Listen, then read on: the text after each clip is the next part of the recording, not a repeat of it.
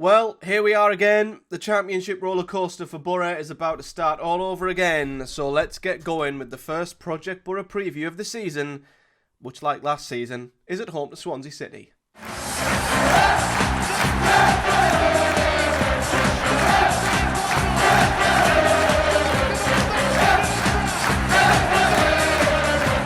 What's up, guys? Welcome back to the Project Boro Preview Show. A bit of housekeeping first of all.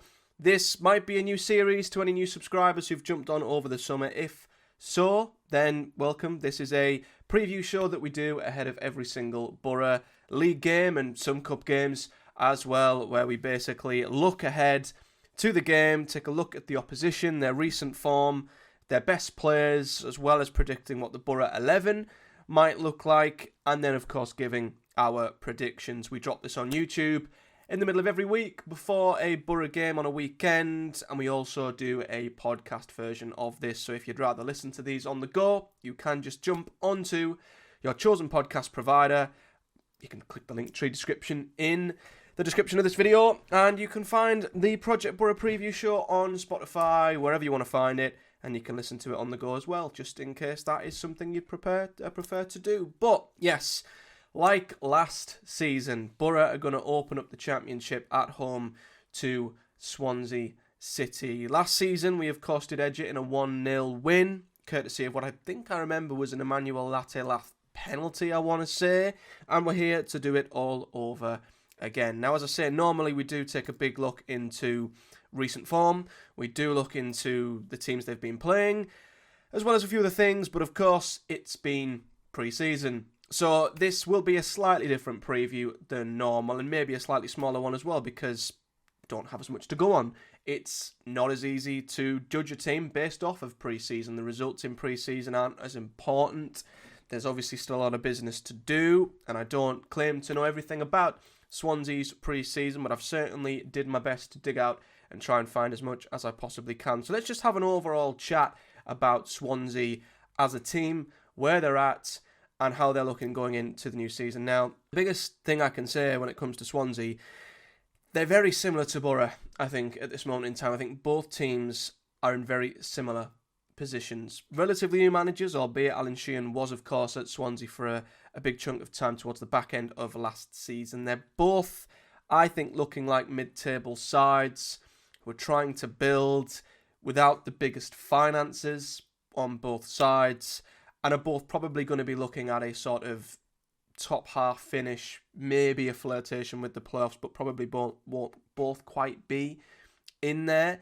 But I certainly think of the two, Swansea are starting to move into that same direction that a lot of other clubs are, that we're seeing, the Coventrys, the Millwalls, the clubs that I think are just building squads properly in order to consistently compete. I can see Swansea heading in that direction as well. So within the last couple of months, as I said, they brought in Alan Sheehan at the back end of last season. So I guess if you want to look at recent form, you've got to look at how they finished last season.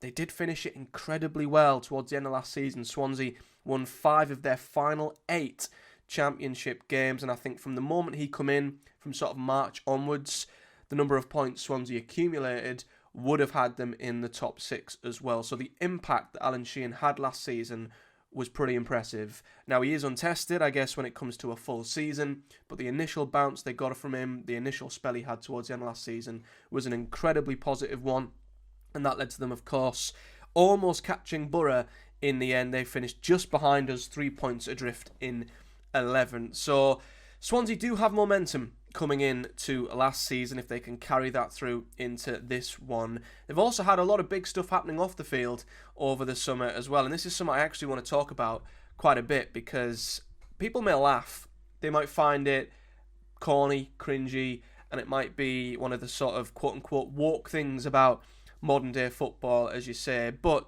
Snoop Dogg has joined Swansea. I don't know if he's an investor or a partner or an ambassador. I don't quite know the role that he has played, but he was, of course, a part of the kit launch. Luka Modric has also become a part owner in the club, an investor in the club as well. And the whole reason for this is Swansea have realised that in order to compete at this level, they need to drive more revenue. They need to become a more well-functioning, richer commercial product. They need to be able to ensure that Swansea is a global brand. They want to reach out and get their name out there into different countries, into America, to drive more revenue, get the name of Swansea City, the brand of Swansea City, more known around the world by attracting these big names into the club, and that therefore will help them generate more revenue, therefore be able to spend more money and be more competitive, because as we know, as a non-parachute team, when you don't have them big money players to be sold constantly, or you don't have the parachute payments, you've got to be very, very clever and very careful in the transfer window, and you're very, very limited to how much you can compete. I think Boro are entering a phase now where we are finding that out big time. We literally at the moment are having to rely on a big sale of Hackney or Rav to just continue our transfer business, and it just makes it next to impossible to compete and build a squad. I do think Boro could do so much better at building a squad, but what would certainly make it easier is if we had more revenue, more commercial revenue from just around the world, outside the club. Everything Boro generate is from within the confines of Middlesbrough. All the money we earn is from ticket sales, merch sales, what we get on a match day, and players that we might sell. But we've seen Birmingham, Wrexham, we're seeing it a lot more in football now, and it is definitely, I think, the way clubs are going to continue to go. They're looking at getting big names from around the world to come in who, let's be honest, probably don't have a flipping clue about the football club they're joining at first, but what they do is they are a known name, a Snoop Dogg in this case. Yeah, it's cringy, people laughed at it, people thought it was weird and odd and corny, but at the end of the day, that's going to get Swansea's name more known in America. That's going to get people who know of Snoop Dogg to know of Swansea City. Fans of Snoop Dogg might then become a fan of Swansea. It's little things like that that can generate you more of a fan base overseas, around the world. Helps you sell shirts more abroad. It helps your brand, your football club's name just get out there a lot more, and it will help generate more revenue and allow them to be more competitive. That's what Boro aren't doing, and that's what worries me about Boro a little bit. I'm seeing Birmingham and Wrexham have extreme success, and people might hate it and find it cringy. The documentaries and everything that comes with it, the Americanism, I guess, of football. But it's the way it's going. Premier League clubs are becoming a global brand. They're having friendlies all over the world, in America and Australia, wherever it is, to try and create a fan base, generate a fan base abroad, and it is making them a hell of a lot more money, as much as you don't like to see it. It's not a traditional thing. It is certainly a way that the game's going that a lot of people probably don't like. But unfortunately, that's the way it's going to have to go, and that's just where I just cannot see Boro. I just can't see Boro doing it. I just can't see us following that trend. I just think we'll either be massively behind on it, or we just won't go there, and we'll keep believing that we can do it ourselves, when I just don't think it's possible. So I think it's interesting that Swansea are going in this direction, and I do think it will benefit them over the years, and they might be another club in 3 or 4 years we're looking at as a team who've been able to generate more revenue, grow as a club, expand as a club, and they might be fighting for promotion, whereas we're probably going to be in the mid-table of the Championship. So just wanted to touch upon that interesting change at Swansea, which I do think, whether you like it or not, it's going to benefit them in the long term, absolutely. But as I say, they had a very good end last season. Alan Sheehan did a fantastic job. Going into this season, like Boro, a lot of similar issues on the field. They're winless in pre-season, like Boro, and their transfer window has been a bit slow. It looks like they sort of got a lot of their work done early, but it's sort of slowed down since then. I think there still is a worry at Swansea that there's maybe a lack of depth. They have brought in a lot of young players, so I think they are starting to look at the similar model to what we have, bringing in potential, buying low, selling high. But I think there is a concern at Swansea that the depth of their squad isn't quite there yet, which is exactly the same as what Boro are in as a position right now. In terms of some of the signings that they've not made that many. I think they've made 5 or 6, but they are quite eye-catching. Some of them are pretty impressive. So Cameron Burgess, I think, is a nice signing, a free transfer from Ipswich Town. I think he will be a top Championship centre-back. He's coming on a free. I think that's a really, really good signing for Swansea City. I think the other 2 big notable ones, I think Ethan Galbraith is a brilliant signing from Leyton Orient. He's a fullback who was absolutely killing it in League One last season, and I think is definitely one of the most exciting upcoming fullbacks in the EFL. Swansea have got their hands on him. Their most exciting signing, though, is the Swedish winger, forgive my pronunciation, Zidane Inusa. I think it is. They've paid quite a bit of money, I believe, on bringing the Swede in. I think he's been injured for a bit of pre-season, but he did come off the bench in their last pre-season friendly, so knowing our luck, he will be fit to start in that position. So they've made some very, very exciting signings, some decent ones so far, although I think there is a need for quantity at Swansea, a bit like with Boro at the moment. So they've done some good business, but there is a concern around their depth, and I think they've only got one or two senior centre-halves fit at the moment. I think Ben Cabango's been out injured, so they've only been able to play Cameron Burgess at centre-half in recent friendlies. So they're also, at the back, a little bit light, like Boro, not fully ready, I would say, for the season. They still need to patch up in certain positions. They still need to add depth in certain positions. So I think, in terms of how pre-season has gone, in terms of, I guess, how their business has gone, quite similar. Boro have done a lot more of their business a bit later. They did a lot more of theirs earlier. But both clubs absolutely need to bring in more depth if they are to bolster and, I guess, compete. So two very, very similar sides at the moment, but I would say two with very similar aspirations, just maybe at different points in what's happening off the field. Of course, as I say, Alan Sheehan done a great job so far. Rob Edwards is fresh into the job, so going to be really interesting to see how both clubs do. But I certainly do think if Swansea can nail a few more good signings between now and the end of the window, I do think they will certainly be in a position to step forward.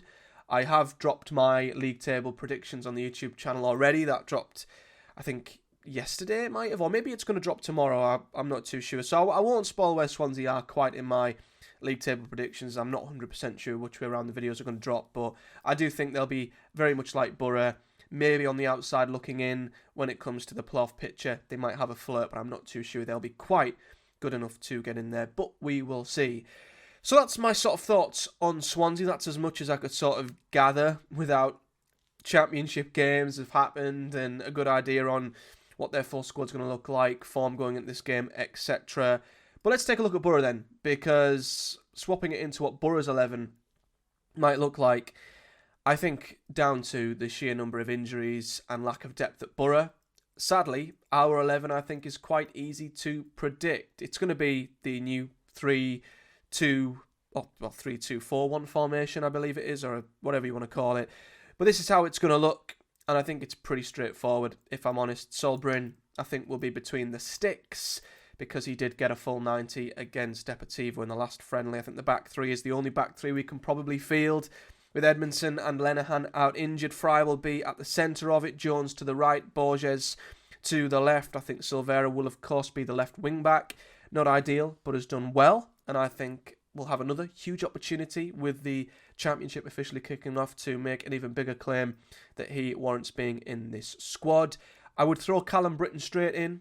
I think he's had a full pre-season with Blackburn, he's played games, he's trained, he'll have had a full week with Boro, so chuck him straight in. Get Callum Britton in that 11. He will help us massively. And I think Hackney will be here. You know, it's gone really quiet on that front. Unless something late drops in at the end of the week, there's no reason why he won't be in the starting 11. So I'm going to make the absolute most of seeing Hackney and Morris as the midfield duo, because I honestly don't think we'll see much more of it. And this very well might be the last time we see it at the Riverside. So Hackney and Morris in midfield. Love it while you can. Make the most of it while it's here. And then the 210s in behind Tommy Conway. Again, we're very limited as to what we can do there because Azaz is injured, McGree is injured. So I think the only two we can go with are Delano Bergzorg on the left, which I'm not exactly enamoured by. I've not really, unless he's playing off of the left, I just don't see where Bergzorg fits into this team. He is very much a square peg in a round hole and did not have a great friendly against Deportivo. So that's one of the areas of the team where I'm a little bit concerned within the 11. Whitaker, though, has looked decent in pre-season. Of course, Swansea fans will know all about him. So he's going to probably be on the right-hand side. And the only forward we've got, really, who's an out-and-out forward who can play up front, will be, of course, Tommy Conway. So that's the 11 that I think we will go with. Let's take a look at the head-to-head then, because Boro and Swansea do actually have a decently competitive head-to-head since around 2010. If you want to go back that far, Boro have had 8 wins to Swansea's 8 wins with 3 draws, so it's been very much split down the middle. However, Boro have dominated this fixture in recent times. we won, of course, on the opening day last season at home. We did lose 1-0 at Swansea last season, but Boro have won 6 of the last 8 meetings between them and Swansea. So we have had the edge in this fixture over the last couple of seasons. So finishing then with my prediction, this is difficult. It always is on the opening day. It's very hard to gauge where both teams are at, with so much work still needing to be done on both sides. Of course, you pair that with both respectively newish managers in the dugout as well, both winless in pre-season. It's so difficult to predict what will happen in this game. What I will say, I think looking at Boro's start, in the first 4 games, this is probably the easiest, so we could really do with getting a win here. But quite honestly, I don't think there's much to split both teams at the moment, and there is just still so much of an unknown around both, especially Boro. So unfortunately, I'm going to go with a draw. I think there's going to be a draw here. There's been quite a few goals in a lot of Boro's friendlies yet. We've looked all right going forward, but we've also leaked quite a few goals as well. So I'm going to go with a high-scoring draw. I'm going to go with Boro 2, Swansea 2, although a win on the opening day would be absolutely brilliant for us because we've got a very tough start in the Championship itself. But there's my Project Boro preview of this game. Like I say, in future episodes we will be able to look at the recent form of our opposition a little more closely. When we have seen them in the Championship, we can then take a little bit more of a closer look to what their starting 11 will look like, their best players, etc. All that will become clearer as the games tick by, but that's the best we can do with a team coming into the first game of the season, of course off of the back of pre-season as well. But let me know your thoughts in the comment section below. Any Swansea fans, I'd love to hear from you, your thoughts on your side heading into the season and what you think your team will look like and your predictions for this game. But as I say, like the video if you've enjoyed it, subscribe.